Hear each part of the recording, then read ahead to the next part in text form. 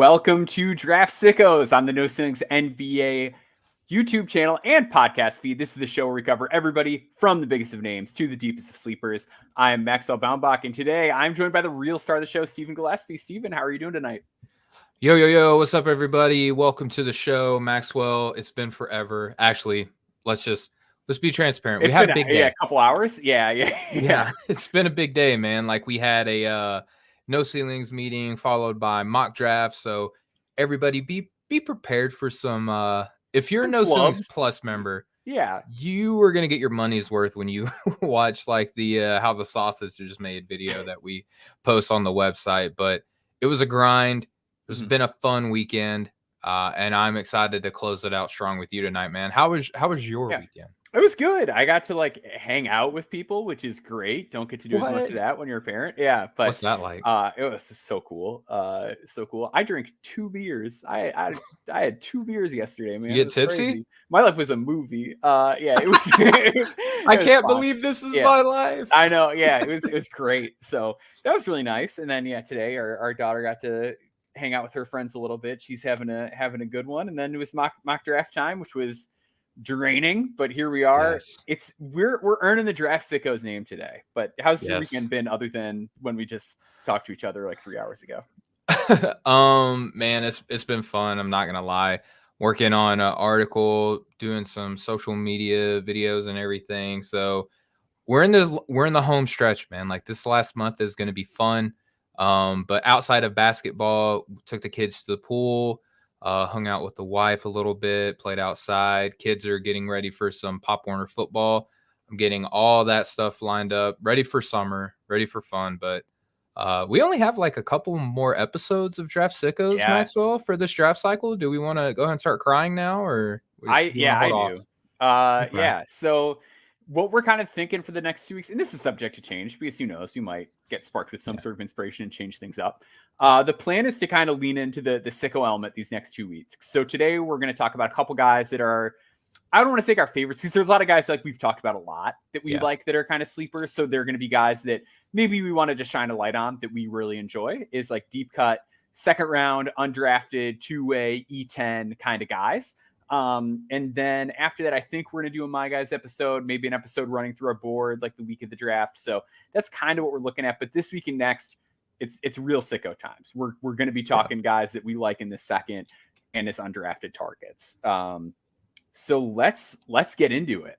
Stephen, who is, and I kind of, before we get into it, let's just talk a little bit about philosophically how we did this exercise. So I went off of the ESPN board and was just kind of like, this is as close to like a big mainstream source as we have available right now. And then from there, I was like, all right, who's like in the range that we're discussing? Because some of these guys I have quite a bit higher than I think where some of the mainstream consensus is on them. But they're guys that theoretically could be available in these ranges. And that's sort of what I went with, or just guys that I thought were interesting. Yeah, so we're going to start with Trentyn Flowers here soon, but my philosophy was mainly based on my own board. And some of these were influenced based on like buzz surrounding them too, obviously, because, if we're going to talk about who we think are priority second rounders, undrafted, and Exhibit 10 guys, obviously they need to have a chance of being available around that time frame or area. And I reference my board kind of like as like my own personal power ranking compared to where consensus is, having a lot of these players potentially go. And I don't know how much stock you put into it, Maxwell, but the fact that there are more two-way contracts, I didn't really say, okay, here's my next, 90 or whatever. You know what I mean? I went with like, okay, most two-way guys get recycled around a little bit. Some of them might slip to the Exhibit 10 status, like at various points. So a little of both. And then obviously I wanted to talk about some players that I think are going to be worth talking about in that range too. And some of them are some fun names too. For sure. And I think to your point too, it is kind of tricky with the two-way thing because it's like guys get off two ways, guys get put on two ways. And like, it's tricky to project because we don't know how teams are valuing that range this year compared to like guys that might have floated around the G League last year. That it's like, oh, maybe, this guy had a good close to search in the G League. We're going to pick up him. Like it's tough to know, but these are guys that I think we kind of generally see as being in that sort of tier. Real quick, can I real quick, Jay, I'm going to butcher your last name if I say it, so I'm just going to call you Jay. I know there was a UFC fighter with that last name, Iaquinta, as long as it's pronounced the same way as UFC veteran Al Iaquinta. Okay, Jay, I'm just going to hoping to hear your thoughts on Isaiah Crawford. I love Isaiah. I have him as a potential second-round guy. I might even have him as a late first by the time that our final big boards are due here in a couple weeks. Big Crawford guy. We've talked about him a couple times. I actually wrote about him for the website too, so if you're curious to see how I feel about him, there's some written work posted at noceilingsnba.com. Maxwell, your thoughts? I love him. He was a guy that I liked quite a bit, kind of going into Portsmouth and then coming out of it. Thought he did well at elite camp. Like played the typical Isaiah Crawford game at elite camp, or like wasn't the noisiest thing in the world, but he was effective and good. He's like early to mid second for me right now. He is a guy that I still need to do my final deep dives on. Like I'm finishing up. I do most of my film work like kind of during the draft cycle on my note taking. I just kind of do like one last sweep through and data dive on guys, and like that's where he is right now. He could move up a little bit. I guess he could potentially move down, but I just think between his frame, his physicality, his understanding of how to play basketball, his willingness to step back and play a role, if he shoots it, he can find a place. I'm not totally sold on the shot just because like the volume has never been great. He's also a guy that's had a lot of injuries, which I think for some teams might be an issue. But I think from a body perspective, a defense perspective, a connective passing and instincts perspective, he's there. It's just an issue of if he shoots it or not. And I think at a certain point, like you're just kind of betting on stuff. And I think a guy who's good at a lot of other things with his size and power and smarts is worth a shot. I'm totally with you, man. So Maxwell, you ready to get into our priority second rounders? Yes. So you picked as one of your guys here, Trentyn Flowers. Yes. So Trentyn Flowers was a guy, real kind of interesting path this year. He was originally committed to Louisville, decommit sort of I mean, I don't even want to say decommit. I believe he was enrolled in Louisville, was on campus, ends up saying, hey, I'm going to the NBL, plays for the Adelaide 36ers, wants to play point guard, plays point guard during the preseason. It's, to be frank, a disaster. Not pretty. They move him to the wing position, and he's like totally fine. Just has a nice little season in the NBL as a wing. Plays in the NBA Combine. I thought he was quite good there, but I'm going to kind of turn it over to you for the rest of it and kind of give a rundown of his game and what you're seeing and what you're liking about him. Yeah, for sure. So let's start with a little bit of the sell, shall we? So highly thought of recruit, RSCI ranking 22 in a very good class, right? Well, you do with that what you will. In a solid class, right? Like being ranked 22, he was ahead of guys like Eves Missy, Reed Shepard, AJ Johnson, and Colin Murray Boyles, right? So a lot of big names in this class. He was thought to have been on par or slightly better than a lot of those names, right? At the NBA Combine, he measured it at 6'6.5" without shoes. So playing in shoes, you could assume that he's about that 6'8" playing size that he's listed at. 6'8.25" wingspan, so not too bad, not ideal, but not bad, right? You want him to, you want a player that's more than like plus 2-inch wingspan, but you make do with what you got. Over 200 pounds, which I think is great for him, playing in a very physical league in the NBL. He looked like the physicality wasn't the worst thing in the world for him, as opposed to some other young prospects that have gone through the NBL, shall we say. And with that, playing in this physical league, very young guy, nothing really ever handed to him. Obviously he wanted to play point guard. Maybe there's a little bit of, hey, if you come to the NBL, we'll give you the keys a little bit, see how it goes. Didn't work out. So Maxwell, as you said, he played on the wing in a very physical league. Synergy grades him out as average on putbacks, cutting, transition, and spot ups, and also very good on handoff. So very young guy, very physical league, doing pretty good on the offensive end, right? He's a good athlete, and I felt like that's shown itself throughout the year. His frame allows him to compete, and his athleticism allows him to play above the rim. And I feel like his time at Adelaide, like they featured that a lot. You know, there were several sets ran for him to kind of put that athleticism on display. Depending on where you get your shooting information from, you know, Synergy says that he's a 39% on 3-pointers. Real GM says he's just under 36. So regardless of where you're getting those numbers, Maxwell, I feel like despite the shot not necessarily being like the prettiest form, like especially on top, there's kind of a lot of push and hands going away from each other. He's still shot very well for his age, and there's some good touch indicators, right? He's very quick, can make sharp cuts with or without the ball in his hand, has a nose for the ball and can get there on or off the ball, right? I like that he looked to back down players in a very physical league because, you know, he's got length advantage. He's got strength on him as well.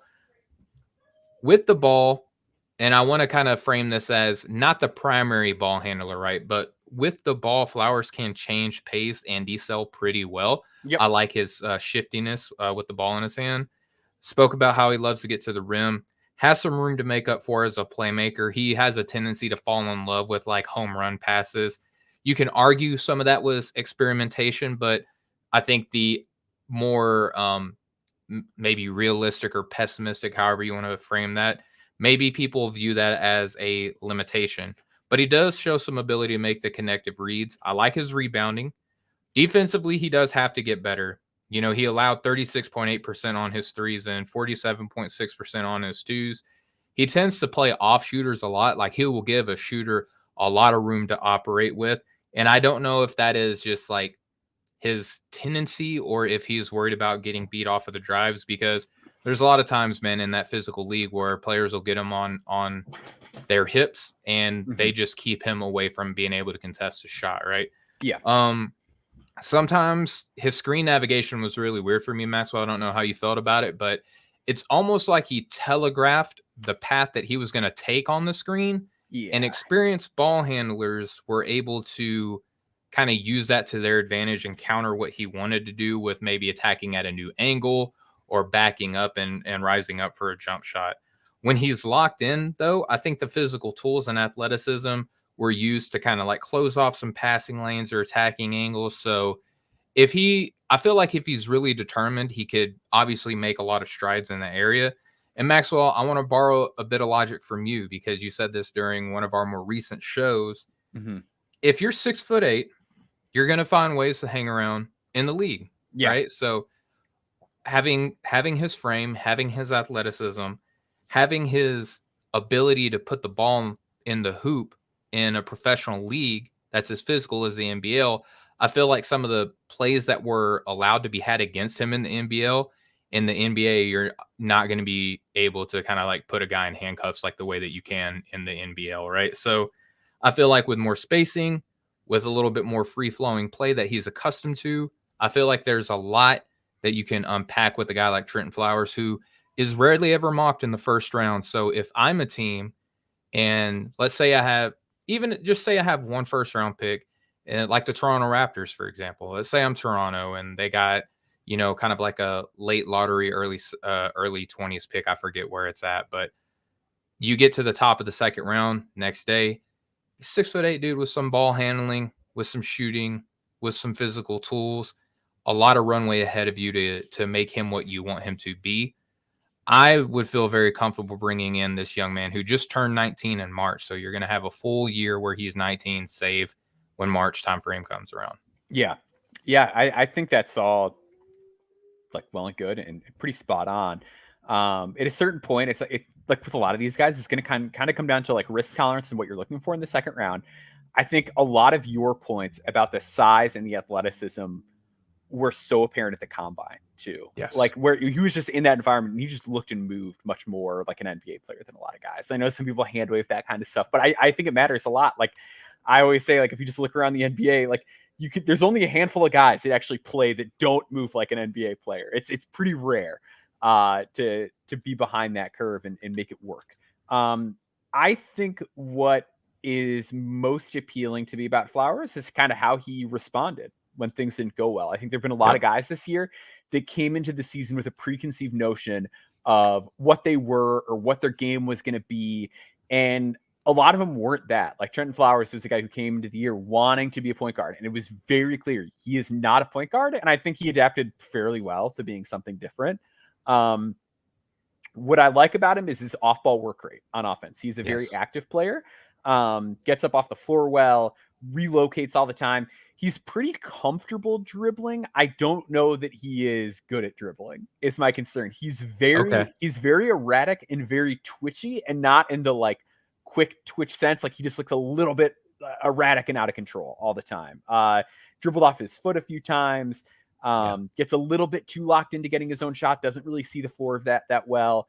I believe it was 0.44 assists. Let me a turnover game. 0.44 assists to one turnover in regular season. 6.2 from what I saw on Real GM. So again, depending on where you're getting your stuff. Yeah. So struggled a little bit with turnovers. My concern with the offense is I think there's like a chance he can shoot. Like Dirty Dancer said, I believe in the shot maybe a little more than I should with Flowers. Like the shot's interesting because from a form standpoint, like you mentioned that like it looks a little pushy. Like to me, it's like the whole arm, like both arms are getting pushed forward too. In addition to that, like hand separation. Yeah, like one of those things where it's like you can't, if you get bad video quality, you can't quite tell what hand he's shooting with almost. Like it's a little rough. The ball trajectory is different a lot of the time too. Like sometimes it's like, oh, he shoots a really flat ball. And then other times it's like, oh, that looks like a normal shot. Like there's consistency there that worries me. He was like a little over 60% from the free throw line. I have a hard time with, given his measurements, like figuring out exactly what the role is going to be. So like with like Modest Bazelis is a guy I'm higher on than a lot of people in our crew. And I think a lot of it is like, yeah, I think a lot of it is just like activity with that size and fluidity can make things happen. Where with Flowers, like the cutting is like his best thing, but I worry about guys because I don't think cutting it's important. And I do think Flowers is genuinely good at it. Like there was a play at the combine where Nick Clifford turned his back to him and Flowers like read it, cut, and got to the rim, and it worked. I think it's really hard for guys to get on the floor with cutting being their primary skill. So when we're talking about an offensive player and we're like, well, they cut, like that's where I'm just a little iffy. I think the defense is shaky. He does rebound. His technique needs to be shored up. It's a lot of the same stuff like you talked about. And I think it's some of the same like offensive issues too, where like he's a little bit just overreactive and it's like settle down. Like he plays like he just drank a couple cups of coffee. The low man stuff is hit or miss. There was a lot of times I felt like he got behind the play when it had to do with like off ball screen navigation as well. But to your point, like I just keep coming back to the fact that like he's big, he's athletic. Like I always have a hard time with guys that like shot well off the catch and finished pretty effectively at the rim for their position in the half court and like got to the rim a lot and rebound. And it's just like, well, that's a lot of important stuff. Like I don't know. I really don't trust the decision making. There's a lot that needs to come around. To me, like second round is just like perfectly fine for him. Like if you want to invest in this, if you think you can make it work, I get it. If you're like, hey, the feel is bad and like there's just a lot of stuff that needs to be cleaned up, maybe we get him on the second time around. Like after, if things don't work out the first team, then we give it a try. I could see that. I'm really just kind of confused by him. I don't think like the ceiling is that high. I don't think the floor is that low. But I more just see him as like a guy that's like around than like an impactful NBA player. My thing with him is like he's almost whatever you want him to be. I feel like there's a pathway for a team that's got great developmental staff, like a Toronto maybe, to really make him whatever you want. I mean, he's not as athletic and nowhere near the ball handler, but like Amen Thompson comes in like ball all the time, comes in the NBA, and it's like, okay, like now you're the new Sean Marion, right? Yeah, now we're short rolling. We're doing all sorts of quirky stuff you don't really see with like a guard. Exactly, right? So I feel like a lot of times like these players that become like these weapon X's or like gadgety and stuff like that, I feel like they kind of have like similar traits and characteristics. And I feel like Trentyn kind of falls into that like ball, like very malleable, like ball of clay. Like you can almost do with him whatever. And, I interviewed him earlier in the year and like super honest, super nice, like super like great work ethic guy. And I feel like you saw that with like how you mentioned that he took on a brand new role that he really never even had until recently. And he did a good job, right? So Yeah. I think that at the top of the second round, like this is kind of the guy you want, like a true blue, like 19, like again, just turned 19. So he's going to be like, you're going to have a 19-year-old most of the way through the season. He played in a league that's not necessarily great for development, but great for like refinement almost, if that makes sense. Like where it's, you can grow and get stronger and better, but in terms of like NBA skills, you're not going to necessarily pick those up in the NBL. Like you're going to become tougher and more physical, and you're going to like develop your work habits and ethics and stuff like that. But having a year in that league to develop your toughness and your like mental preparedness, and then going into the NBA, I feel like that's going to give him a lot more runway for a team to say, I got this 6'8" kid who has some ball handling, work on the shot a little bit, but touch indicators are there, and kind of make him whatever you want. We were texting at this, and I was like, there's a name I want to I was waiting for the cautionary tale. Yeah. How do we know he's going to be better than Kendall Brown? I think because Kendall Brown was solely based off of athleticism. I feel like that was the sell with Kendall Brown, is like, look how high he can jump. Look how like quick I actually think Kendall Brown was like a better passer though. Like he was all like one-handed, but he had like that 1-10 assist game. Like that was the big thing. It was like, oh my gosh, he had 10 assists, and then that was it. Like that was like the highlight of the season. And then you're done, right? There was no more like development in that regard, right? Okay. So I think that the sell with Kendall was like, man, he's got all these tools. Essentially mean you're an athlete and you're long, right? Like that's what we almost mean when we say you're toolsy. Yeah. That was the sell with him. I feel like Flowers has more natural feel on the basketball court. Like with Kendall, I was afraid of him dribbling. You know what I mean? I'm not afraid of Trentyn Flowers dribbling. I'm not afraid of him shooting. That was also like a little bit of the problem with Kendall Brown as well. So I feel like there's more natural NBA like court awareness and feel and fluidity with a Trentyn Flowers. And I think that's what kind of separates him. He's a good athlete, not a Kendall Brown level athlete, my goodness, but still a good athlete and feel and young and framey with the tools, right? So I'm more comfortable. Like if I'm Toronto day one, I'm either looking at making this pick or I'm getting a bunch of calls. If I'm like, I don't know who like maybe another team is without looking, but I think there are several teams that might be very interested in a Trentyn Flowers at the top of the second.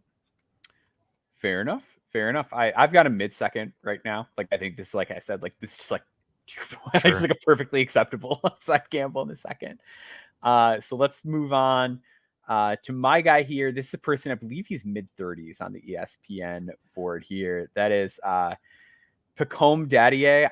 For the longest time, one time I like Googled French pronunciations and it was like Pacome. And I was like, okay, that sounds right. And then I just hear Pacome everywhere. So I think it's that. I've given up on trying to be like the smart guy with knowing how to pronounce international names. Like, and I'm gonna try, but I'm also not gonna like be like, oh my gosh, I can't believe I didn't know how to say it. If someone tells me, I will be respectful enough to remember it and say it correctly every time. Yes. But I'm a no commentary guy, and like that's how I rock for the most part.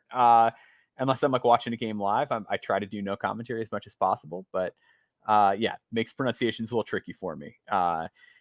Dadiet is an athletic, kind of in the similar mold of Flowers, a really high work rate forward, like one of those guys who's just always moving and doing stuff on the basketball court. Pretty good rebounder, more so on the defensive end. Does a good job with that. More of an offensive rebounder. I was like about to say, I'm a kind of guy. Like the defensive rebounding is fine, but yeah, he's like a crash the glass and make stuff happen kind of guy. Very interesting shooting profile, which is kind of where I want to start with him. Okay. Dadiet is another one of these guys who's young. He is 18 years old. He's going to turn 19 like shortly after the draft, July 27th. 15 days older than TJ and Salon. Yeah, only 15. Extremely young player. Yeah. Shot 50% from the field. This is combining all the leagues he played in this year. 35.8% from three on about 2.5 per game, and 74.4% from the line. I like the touch indicators with him quite a bit. He shot 38.6% off the catch and made 60% of his 35 dribble pull-ups. Good on layups around the basket as well when the dunk isn't there, but is still a guy who's capable of finishing above the rim. I love how he moves. I love how hard he moves. And I think he has the ability to score at all three levels. When we're talking about that in an 18-year-old in a class where it's a lot of guys where it's like, oh man, I really hope this guy shoots. Or like, oh wow, I hope this guy figures out how to dribble and get to the basket. Like Dadiet is doing all of that. And he's another one of those guys where like, I'm just having a hard time seeing what other people aren't seeing, I guess. I think his handle is like pretty solid. Like he's shown a little bit more comfortability, like doing basic counter moves when he's putting it on the deck. He's got some speed up and slow down to his game. Real hang time off of 1 foot. Like that's the other thing too. I've talked a lot about like a lot of the guys in this class can't drive. A lot of guys in this class too. Like I was watching Justin Edwards the other day. I'm not saying this just to dump on Justin Edwards.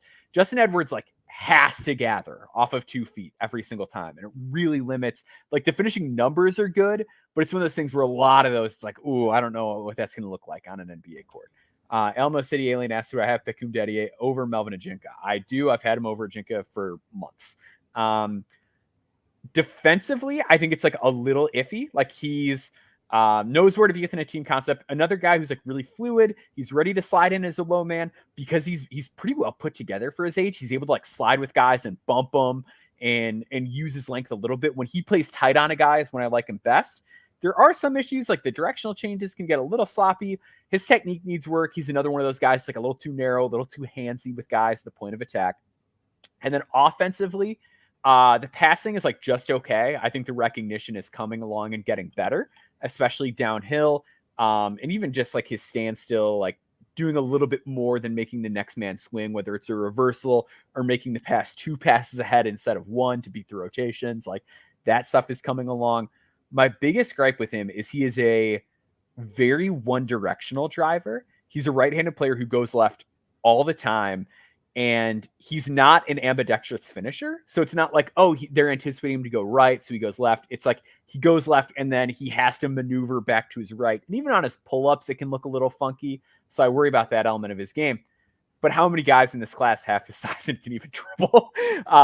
So I'm looking at an 18-year-old who played in the pro league, not the best pro league in the world, obviously. But I mean, he got some Euro Cup experience. Numbers held pretty well in Euro Cup play. Not a disastrous decision maker, solid athlete, good size, 3-level scoring, super, super hard work rate and motor. And he's a first round guy for me. That momentum seems to be there.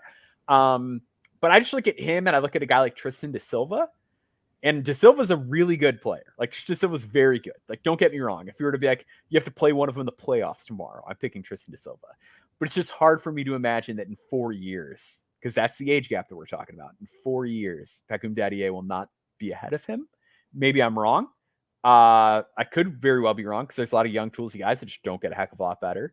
But if I'm picking in the second round, to me, this is like house money. Like I love him on a 4-year guarantee. I love him on a 2-way. I love him on a draft and stash. Like you name it. I am rushing to the podium to pick Dadiet in the second round.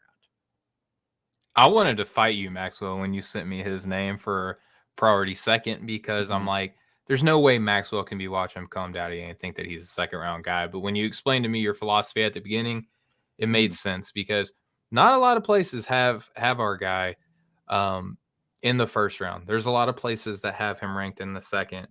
I have him in my top 20, Maxwell. Like, and I'm not done, right? And Alamo City Alien, you said comp. I'd have to. I just sent mine in the chat, which is like Jeff Green if you got a do-over. Is like how I put it, where it's like, you know what I mean? It's like athletic forward. You can like do a little bit of everything offensively. There's some raw stuff. Like it needs a lot of ironing out, but he's got some game and can do a lot of different things. Like that's kind of how I've viewed him. Like the stuff that Jeff Green did later in his career is a lot of stuff that I see in Dadiet.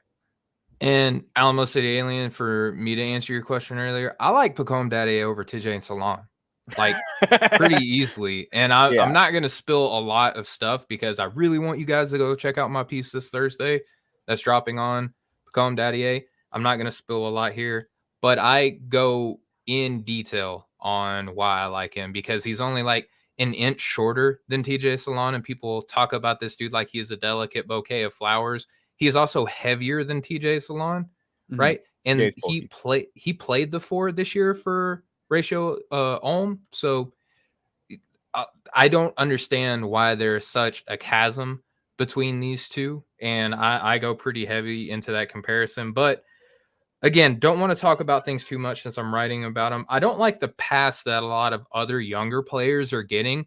And I've heard some very prominent podcasts, and I'm not going to call any of them out by name, but people talk about TJ Salon and they're like, oh, he's 18 years old. Oh, he's got a lot of runway because I'll ask you this here in a second. I kind of like Salon. So I'm like a little bit more into Salon than a lot of people. I have them in the same tier, and I'm like, Salon is 21st on my board, and Dadiet is like 19. So like they're close, but the reason I'm anchoring so hard to Salon is like people are talking about this kid like he might be a top 10 player in this year's draft, right? So I'm really trying to like let's strap Dadiet to this like Salon rocket and say, now hold up, like can you answer these things? Because again, similar height, Dadiet's better weight. He's just more polished at so many more things, and people act like he's a done project, and they're like, Salon's one of the youngest guys in the draft. He's only 15 days younger than Dadiet, so Dadiet has a lot of runway ahead of him, and he's much more polished on the offensive end, and they crash the glass at a very similar clip.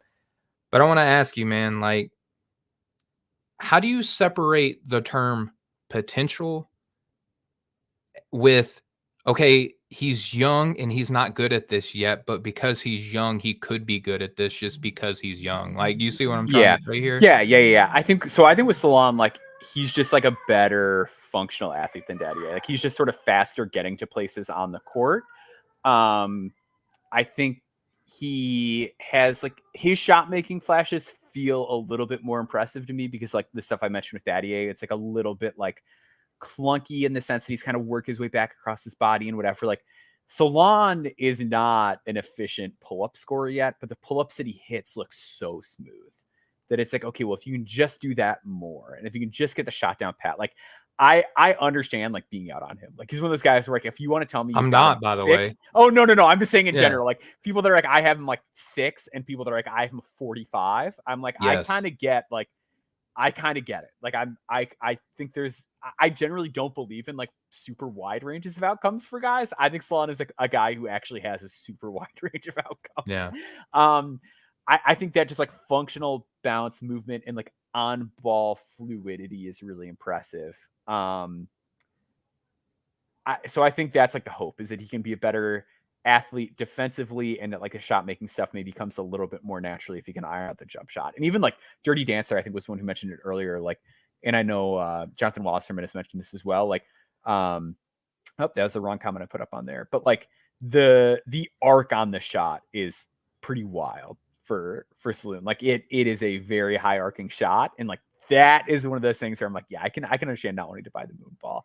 I think with that, someone just says that they seem bigger, and like, I speak about this in my article, and I don't want to get too crazy, but Dadiet weighs more and is like very similar height. And like a recent article that he did for NBA draft.net, he's saying I'm 6'9" now. So like Dadiet is a big dude, but he's thought of more as a wing, even though he played a lot of 4 for Ulm.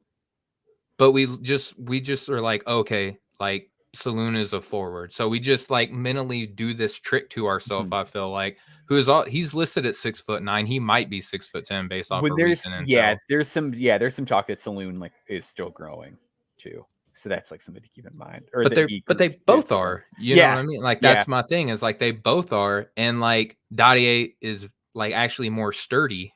So that's kind of like where I am with these. It's like, I don't understand like why there's this huge chasm between the two. They're both good. Like, I like both players. They are both in the same tier. I have them like 2 spots away from each other. I just don't understand. Like, there's just a lot of like, I think mental like bias, and I hate using that word because there's like a negative connotation to it, but people have like a preconceived notion that, oh, Solange is bigger. Oh, Solange just like does these things that Dadiet doesn't. But Just please read my piece because I go crazy on this. And I don't think you're wrong. And I think one of the things, and I think like your like Morel, Jacoby Walter question last week was a good example of it. I think a lot of times like we get too married to the idea of tiers, and the idea of like where guys are ranked on boards and how that should function into like where they're placed and like how we should perceive them. And the truth is, like every year you look back and you do a redraft and guys are in a much different place than where they were the night that they were taken. I think it's important to consider those things. And it's why I like value like unconventional voices, even in the draft space, or people that think outside the box, because there's like a lot of stuff that's going to shake out differently than it should on paper. And I think Dadiet Saloon is like one of those most interesting conversations where it's, do you like the raw toolsy guy and hope that the rest comes around? Or do you prefer the guy where maybe there's a little bit more actualized production that we're looking at, as far as like he can come in and shoot, he's a little bit thicker out of the gate. Like I think that's worth considering. So it's really interesting. But you're kind of with me here on Dadiet being more of a first round guy? Absolutely. Yeah. Again, top 20. And by the way, excellent transition through the house while you're giving like this excellent breakdown. Like you're just trying to keep it moving so we can limit the daughter interruptions on the if you're listening on the podcast feed and you're not subscribed to the No Ceilings YouTube channel, you just missed an excellent like room to room transition, dodging obstacles, like quick on his feet, nimble, change of directions, navigating, reading screens, I did almost like lose my breath because I did step on not a Lego, but a Mega Block, which is not as bad as stepping on a Lego, but it's pretty bad. For ages 3 and up. Open concept house. So like the daughter interruptions are hard to avoid because there's no way for me to be, and bath time is going on during the show. So there's no way between, she's upstairs and downstairs like 4 different times during the show. So thank you, Ignacio, on the elite body control and mobility. Love the mobility compliments. I'll take all I can get because mobility is not a strength in my life right now. I've been avoiding the cardio and just lifting. So I can get mobility compliments. I'll take them. We're gonna take a brief break. We're gonna come back on the other end with more of like our two-way potential undrafted kind of guys. So stick with us.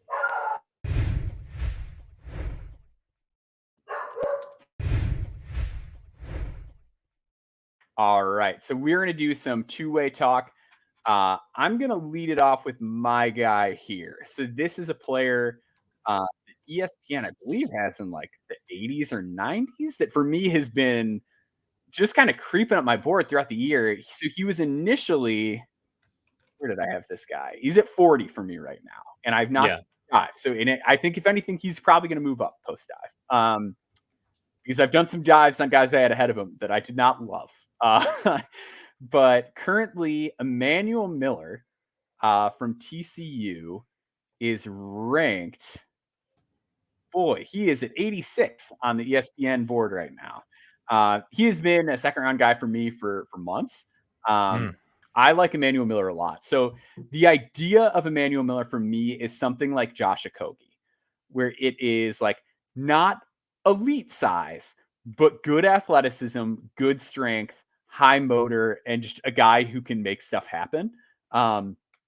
Really good functional athlete defensively, like not a guy with crazy measurements, like had shooting guard measurements, like 6'10 wingspan. I think he's close to like 6'5 in actuality. But very, very good as far as just being able to throw his body on guys. Another guy who offensively rebounds at a pretty high clip relative to his position. Solid defensive rebounder. Very smart passer.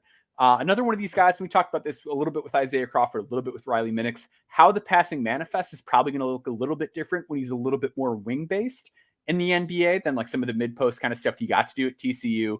But just a guy who sees the floor really well. Pretty efficient as a scorer. The three-point shot was always kind of the question with him. It's been lower volume. And that's like the one hang up. Like this is why he's a guy that's more in the second round range. But over the last 2 years, 2 attempts per game, again, low volume, but 38.6%, made 81.5% of his free throws on good volume this year. To me, he's a guy that I see that is going to play incredibly hard. Like he's going to outplay everybody on the court. I thought at G League Elite Camp too, that was like on full display, like just a better motor than most of the people on the floor. He's going to be able to defend. He's going to rebound, which coaches are going to like. He's going to be a player that you can trust to make decisions. You just have to hope the shot's there. And if you, again, like this is one of those guys, like if you're like, I don't see it, I don't think the shot's there, I understand. Not a good pull-up shooter, like doesn't have that, but was 42.3% on unguarded threes this year. Teams are closing out harder on him, 39% off the catch.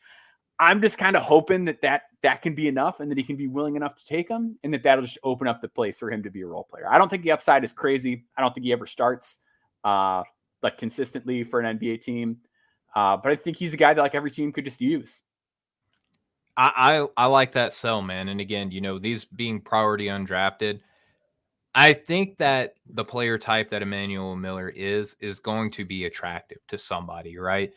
If for nothing else, he also has like the bloodline connection to the NBA. Yep. Like having a sibling that plays almost gets you like a guaranteed look at some degree. Like whether or not you get drafted, you probably get an opportunity on a two-way. Granted, like Leonard Miller probably doesn't have a lot of pull for the Minnesota Timberwolves yet, but there's going to be a team that, and I love, we've both been on Josh Lloyd's podcast for Locked On. Like I love when he plays this game where he pretends that he's not as intelligent as he really is. Like Josh is just one of the smartest guys in the game. Right. But Josh does this one thing where he's like, all right, so your name is Leonard Miller. His name is Emanuel Miller. Why can't he be Leonard Miller? So that was my Australian accent, by the way. Pretty good. That was pretty good. Oh, I appreciate it. But again, you're probably going to get a look because you got that bloodline connection. Now, low volume, 43.9 on spot up threes. You hit that. I had that in my notes as well. 4.1 threes per 100 possessions. Not only that, he competes on the glass. And typically we talk about how rebounding translates to the NBA. You're talking about a guy who had a 7.6 offensive rebounding rate. That's spectacular. So at his frame, at his size, his skill set, you probably even talk yourself into some small ball four as well, right? So I like that he gives that versatility. Adequate still in block percentages at 1.9 and 1.4 respectively. I had in my notes that he makes solid connected decisions with the ball. Good height. He wasn't in the Portsmouth Invitational, nor was he in the Combine, so probably not as high. Guy, yeah, knows it. Yeah, elite camp guy, right? So there's obviously some fans because you got to be invited to stuff like that, right? So that's your pathway to a two-way. I like his fit on the teams because again, there's probably a little bit of hope that maybe this guy's like an outlier 3-and-D guy. I have him. It's funny. I have him 86 on my board, Maxwell. That's not just like a ESPN copy and paste, but I will tell you that range extends all the way up to like 65, like that tier player. So like 86 to 65, you get to a certain point where the margins are like razor thin. Yeah. Probably should be up because he has like a more translatable frame and game that makes him more attractive to NBA teams. So maybe I should slide him up, going back and looking at his film a little bit more now. I think that he could be one that sticks though. Like there's like a stickability factor for him as an undrafted guy. It is just scary because you're asking for the role to look a lot different. Which like I give too much the benefit of the, and like maybe I'm doing this with Isaiah Crawford too. Maybe I'm giving too much the benefit of the doubt to like, well, he's smart. And it's like a lot of these guys are really intelligent basketball players, and that's why they play the way that they do, is because maybe they're not, in a position to be able to be on the wing and shoot threes at a high volume. Like the 3-point attempt rate is really low for a much older prospect. But I think with Miller, part of the sell for me is it's similar to Enrique Freeman. He was one of those guys that like didn't really shoot threes at all. Like he was basically a center. Yeah. It had like almost like a big when he was at Texas A&M, and like has slowly sort of changed the way that he played. Yeah, I don't know. I'm optimistic about him. I understand people that are a little more reserved, but like the play hard, high feel guys that have like NBA athleticism is always something I'm a little bit more partial to in the second. That makes a lot of sense to me, dude. Yeah, I like him in this range. Like talking this out like is beneficial to me. So let's transition to my dude, man. Your guy. Yeah, who do you got? I have Gonzaga legend Anton Watson. Can you do me a favor, Maxwell, while I talk? Great podcasting. You look up where ESPN has him because I did not do my homework in that regard. They have him 87 right behind him. 87. Miller. So that was super easy for you to find. Yeah. Now, what's crazy is that to me, Emanuel Miller being that low on ESPN makes sense. But there are a lot of people on the NBA draft Twitterverse. I'm sure the Reddit's crazier place. I haven't delved into that place yet, but Anton Watson has a lot of fans, and I understand it, right? Like at his size, kind of plays like the 4-5 almost. At Gonzaga, he turns 24 in October, so a little bit older guy. He's a 4-year senior, not a 5. I don't have him in my second. A lot of people do. So, but now knowing where ESPN has him, like I feel better about him being an undrafted free agent guy. Mm. But the thing is, dude, he's like very polished on the offensive end. Yeah. And I think at his size, he gives you some not only like pick and roll, but like some pick and pop. He really grew as a shooter this year, which I think is like his pathway to potentially like making an NBA team. Now that shooting percentage like kind of came up out of nowhere, right? Yeah. Like this is his first year sniffing 40% from the 3-point line. But that's where he is now. But he's not just a good shooter. He's like a good connective playmaker too. He was up over 2.5 assists this year. Good scorer. Like just has an offense that can flow through him. And I think that he complements players a lot. 1.9 assist to turnover ratio this year. 8.7 offensive rebound percentage. 16.5 defensive rebound percentage. Has always been a high free throw rate guy, which I think kind of bodes well for him.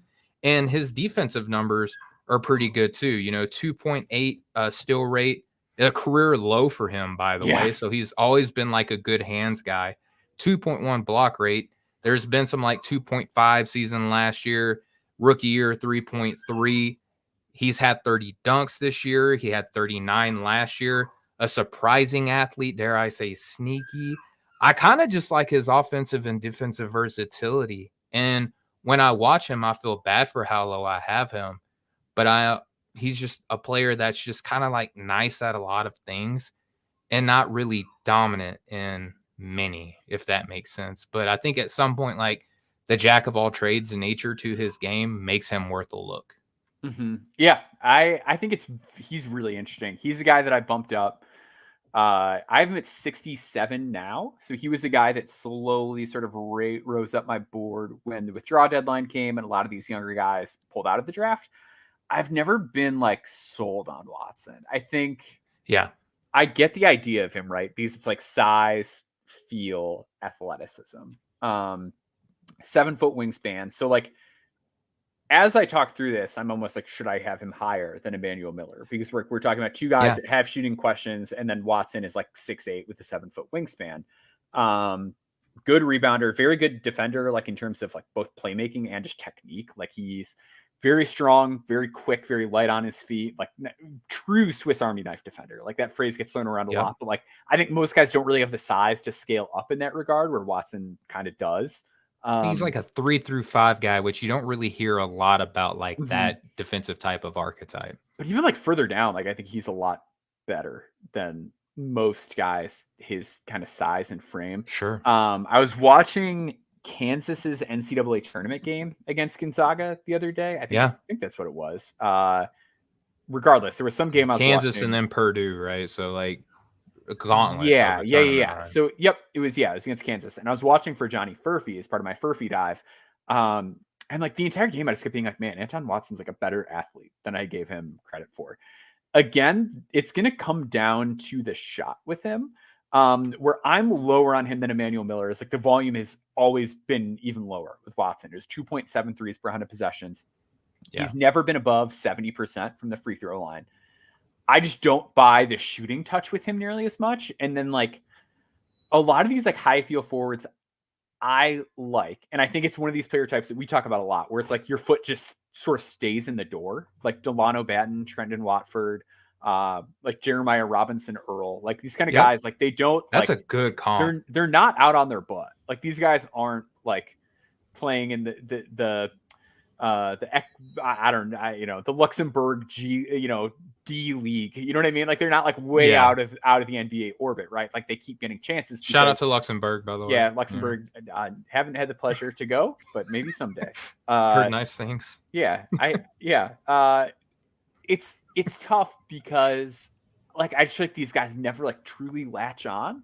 And that's like my reservation. Like I get the idea, and I get the idea of like, well, maybe there's a spacing big, and like you can do this, that, and that. Like if you tell me that like Milwaukee gets him, and there's a way for him to work in the Lopez lineups when Giannis is on the bench, it's like, yeah, I could see that. Like if I'm that kind of team, maybe that sort of makes a lot more sense to me. Or if I'm like Oklahoma City, and I want Big J Will, like Jay I Will insurance. love Like him on there's OKC as a ways two-way that I guy. can like talk myself into this, but I'm still just like, why haven't these kind of guys found a role? And that's like my one hang up. Like, why do these guys never seem to stick?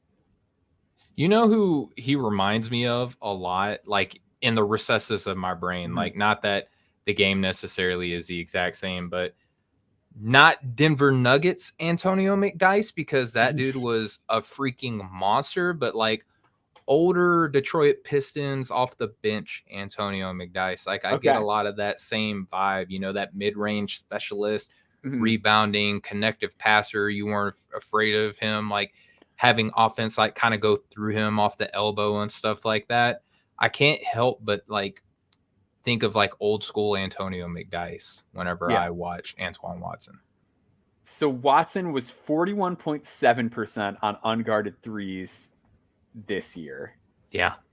Last year, that was 34.5% on like a similar volume. I'm trying to go back to the year before. Like, I just want to say, like, is there actually like a large sample of him? Like, and then the year before that, it's like 33.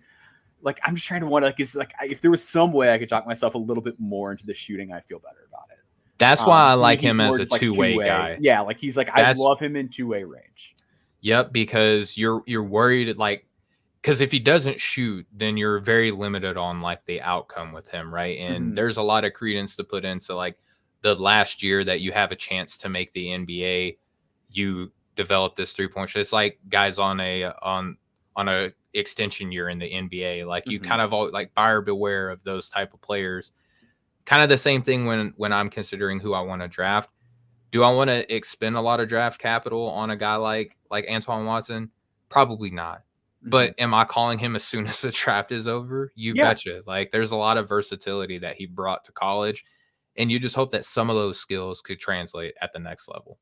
Yeah, and like part of it is, like you look at the draft order and every team is either like, I love that fit or I can't stand that fit. Like, it's Sacramento, no. Clippers, no. Orlando, no. San Antonio, maybe. Like Indiana, I like that fit. They have 2 picks in the second. Washington, I don't. Golden State, I don't mind the Orlando Detroit, fit. I don't.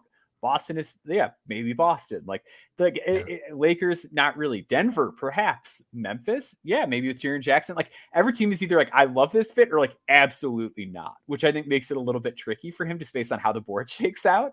Watson with center Paolo, though, like, come on, like that could be fun. Maybe. It could be fun.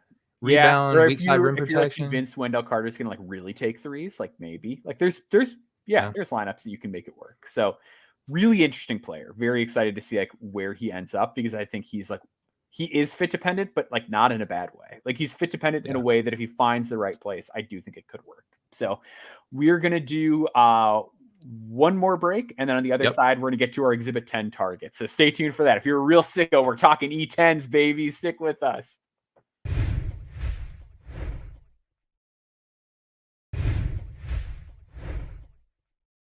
So before we even dive in, I think we should probably cover like what an E10 is. So an Exhibit 10 contract is for players that are basically not on a two-way that you kind of want to like bring into training camp. You could potentially sign the player to a two-way from that, or you could cut them and send them to your G League affiliate. If the player sticks with your G League affiliate for a certain period of time, they get a bonus. So this is basically saying like, maybe I don't want to put this guy in a two-way, but I want to see them compete for one. And if they don't get it, I would still like to have them in my organization just to see if maybe I want to put them on one later or sign them to a guarantee later or whatever. You get like 2 cracks at a E10 contract with a player, if I'm not mistaken. I think you get like a bunch. Like, I think you can really. My CBA knowledge is like probably my biggest weak spot. But I believe you can kind of do like almost as many as you want. That's probably not right. That can't be right. But I think you're allowed to give out quite a few. We need to bring on a cap specialist like Keith from the front office, the NBA front office show or something. Yeah, so it's a 1-year minimum salary. I don't think there's a limit on them. Interesting. Okay. Anyway, now that we know so much more about how Exhibit 10 contracts work, Maxwell, let's start with my guy, because I really want to end with yours because he's very fun. I don't think a lot of people even really know much about him. So let's start with my guy, Jamarion Sharp from Ole Miss. It's one of the biggest human beings on planet Earth, right? Like, there's just not a lot of people that walk around our planet at his height, then that's kind of like where the sales pitch is for me. Like there might even be some two-way like viability with him. And again, I didn't go through like, okay, let me knock out 90 players before I start considering Exhibit 10 guys. Cause I feel like with Jamarion, like you got the size. Even at Ole Miss, which was like his lowest like role usage ever, right? He averaged 2.42 blocks per game in like a like big man rotation where it was him and Cisse who used to play for Oklahoma State, right? Not sexy numbers, 4.3 points per game, 4 rebounds, less than an assist, less than a steal, almost 2.5 blocks, shot 59.4% from the field and only 52.6 from the free throw line. So I just think with him, it's like maybe a team's big man gets hurt, right? Or maybe even not. Maybe you're looking at like a guy who's maybe potentially about to leave in free agency, like Taco Fall, for example, like stuck around in the NBA for quite a long time, particularly with one team because of his size and the potential that he had as like a long-term NBA shot blocker. But I think that he moves pretty well, man. Like Jamarion Sharp, like is pretty light on his feet for his size.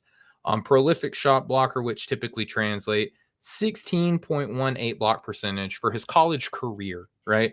2.21 steal percentage this season, 14.37 offensive rebounding percentage, 18.04 defensive rebounding percentage, 76th percentile on putbacks, 60th as the roll man, 92nd in layups, which, that kind of makes sense. This year, Maxwell, he grew to being a positive assist to turnover ratio player for the first time. And I like him as a pinch hitter, like a guy that you bring in throughout the regular season, give your other big men a spell, or like, again, if injuries come up, maybe you just look to bring this guy in and see what he brings to an NBA team, because size matters in basketball, right? You can't get much more size than what he brings to the table. So I would be interested in bringing in this large human being who is also moves well on a basketball court, rebounds and block shots at a great clip, and doesn't look, lost holding a basketball in his hand. Like he's pretty well coordinated. Yeah. So I am kind of with you on a lot of this front. So like something I talked about with like another one of my E10 darlings, Brandon Carlson, is that like I love the idea of if I'm going to have to play a guy who might not be like NBA caliber across the board, I would like them to have something that could potentially give me an advantage in any given game. And like, that's what I love about Brandon Carlson. It's like, maybe the center I play gets really hot from three and you just don't have an answer for that. Like maybe he's just a little bit quicker. Maybe he's this, maybe he's that. Like that to me has a level of appeal that you can sell me on with Jamarion Sharp. So he blocked, 8.9 shots per 100 possessions over the course of 3 Division I seasons. Like and like to your point, like every time I watch him, I'm like, oh, Jamarion Sharp moves a little bit better than I remember. Like he's a good mover. He's not super physical. He's not super strong, which is like where things get a little bit tricky. Is it like he was never quite the defensive rebounder that you would hope? Like there's some it's like gonna have to be sort of compensated for. But like he has a good steal rate, and part of that like isn't just being big, but it's like just having like the level of dexterity and mobility. Generally, when we're talking about guys that big, like go look at like Zach Edey's steal rates. You know what I mean? Like once it's usually diminishing returns on steal rates once you hit a certain size. So it's definitely something that's a little bit tricky and kind of hard to deal with. And I think that the height advantage that he gives you, like the rim finishing advantage that he gives you, the rim protection, and then obviously the rebounding. Again, like not a fantastic defensive rebounder, but the NBA, you don't necessarily need your big man to be the biggest rebounder. You just need him, especially with a guy as big as Jamarion Sharp. Maybe you just keep other people from grabbing rebounds and let your guards or your wings or someone who can grab and go get them, and then you just meet them down the court later. Yeah. So I think he's like perfectly fine in E10 range. And like maybe it pans out. Maybe you get him in NBA strength and conditioning and like he fills out the frame and like more is possible. But yeah. Yep. All right. Let's move on to your guy. Because and I wanted to end with him just because Kelvin Jones out of what is it? Emanuel in Georgia. Emanuel in Georgia, in a state Mhm. that I live in. I had no idea that this place existed. I had no idea that Kelvin Jones existed. And like in the draft month, here we are talking about a guy, Maxwell, who not a lot of people know about. So Mhm. let me ask you, how in the world did you come across Kelvin Jones as a draft Yeah. So prospect? I came across Kelvin Jones last year. So last Hmm. year, it was around like Christmas time. If you like search like Kelvin or KJ Jones and like my Twitter handle, you can probably find this video. Like I did a Twitter video where I was like, so Trevor Hudgens was the guy who was like a D2 player that got a two-way with the Rockets. And like 2 years ago, I was bored and I'm like, who's going to be the next Trevor Hudgens, like D2 guy that gets like a two-way? And I was just going through film of the top D2 players. And like this dude stuck out. Like he's 6'6", rebounds a lot, effective, efficient scorer, good 3-point shooter, like high volume around 37% from three, but like awesome at the line, like 47 or 87% career free throw shooter. But had like some real like passing stuff to him where like he was like hitting really narrow angles, leveraging his gravity. And I was like, whoa, all right. So I made a video on him and just kind of kept an eye on him. Talked to some NBA people about him, and like like a lot of NBA teams went to watch him play in practice this year. Like he's been on the radar, more so than I think people might realize. But yeah, like just kind of always like kept him in the back of my mind as like a sicko deep cut guy. He played at Portsmouth. The first 2 games he was fine. Like he did not do much one way or the other. The third game is where I was like, ooh, Yep. actually, I kind of like this. He played his butt off defensively in the third game. And like that was always my question was I watched Kelvin Jones and I felt like, okay, well, he's, not a visibly terrible athlete, but I wish he was like athletically dominating because this is Division II basketball. And like he doesn't really play a ton of defense, but he's also got the ball in his hands every play. So it's hard to know kind of what's what. In that game, I thought he really showed that he could defend when he puts his mind to it. He had like 5 steals. He was really getting up in people's faces. He was making plays off the ball. The way he was reading the floor on offense was transitioning onto his defense. It was showing up. Yeah, I was just really kind of pleased with what I was seeing out of him in that game. And when we talk about E10s, like I mentioned, there's 2 things I take into consideration. Like there's the stylistic advantage thing, like I mentioned earlier, and just like what is my best bet at a lottery ticket? And I think with a lot of these guys, we're talking about like guys that are going to be available because quite frankly, the resume that they've put together up until this point says that this guy is not going to be an NBA player. Like that's generally the reason these guys are here. With Kelvin, we don't really have that argument because he was this dominant player. And granted, it was a Division II, but it's also like, okay, well, this guy's never had Division I resources. He's never going to have been in a way, and I mean this with like no disrespect to the Emanuel program, like whatever. Like they got him to this point. They did a great job. They should be proud. But like I'm just like, man, like I just wonder, like, what if I just pump resources into this guy for like a year? Like then are we suddenly getting somebody that just like hasn't had the same opportunities as everybody else? And if I am confident in his decision making ability and I'm confident in his ability as a shooter, and then he showed at Portsmouth that he could defend, like to me, like he's in like my top 90 now. Like if someone puts him on a 2-way, the second after a draft is over, I think that's like completely reasonable. Like because again, like we're talking about guys that have generally, and this sounds so harsh, like almost kind of proven that they're not up to it, that it's like, well, why don't we take the one guy that might be able to like show us that he can, because we don't really know. I like that logic. I like that a lot. And when I watched him, I've probably watched more Kelvin Jones than a lot of people, but I'm not going to sit here because I like spent a good bit watching him like yesterday and today preparing for the show, but I'm not going to act like I'm the foremost authority on him. So here's what I see, Maxwell, and you let me know like if I'm off base. Sure. Great at putting pressure on the rim at his level, right? Good handle. Yep. Not a selfish guy despite being the guy. He has a good deal of patience to find opening spots for himself. Like doesn't force the issue a lot, but does have like a level of aggressiveness that you want to see that when there is an opportunity, he will go snatch it, right? Despite being a pretty solid shooter, he does have a little bit of an odd shooting form, but the touch is there. And despite being a good athlete, he does have some like good, like well-polished moves to go with it as well. Like he can get above the rim, but he has a good level of finesse to him as well. Is very strong and back down a lot of different like positions across the spectrum from what I saw. But here's the problem that I have, Maxwell. Mm-hmm. And this is why I'm so glad that you led and why I'm so glad that you put on the, like, we haven't seen it across the level. Yeah.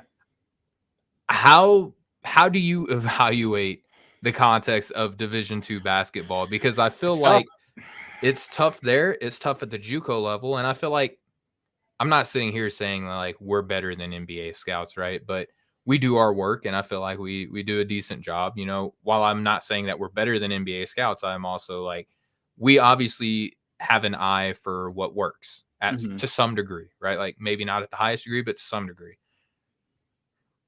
If NBA teams are also feeling this way, I think that's why they prefer the transfer ups, and that's probably why a Kelvin Jones is at the level that he's at, because it's just hard to look at him surrounded by other D2 guys. And like, obviously he's the best at what he's doing at the level that he's at. If we see that up, that gives us like this level of confidence and level of surety that he's going to translate up. One thing that we hear all the time, Maxwell, and you and I will interview these D2 guys, or we'll interview these JUCO guys. And we're trying to work out an interview with him. He's getting a lot of workouts. And like, that's the only reason it hasn't happened. Like, we've been in contact, like we want to interview him. He's getting a lot of workouts, and a lot of guys are, and that's making interview scheduling really tough right now.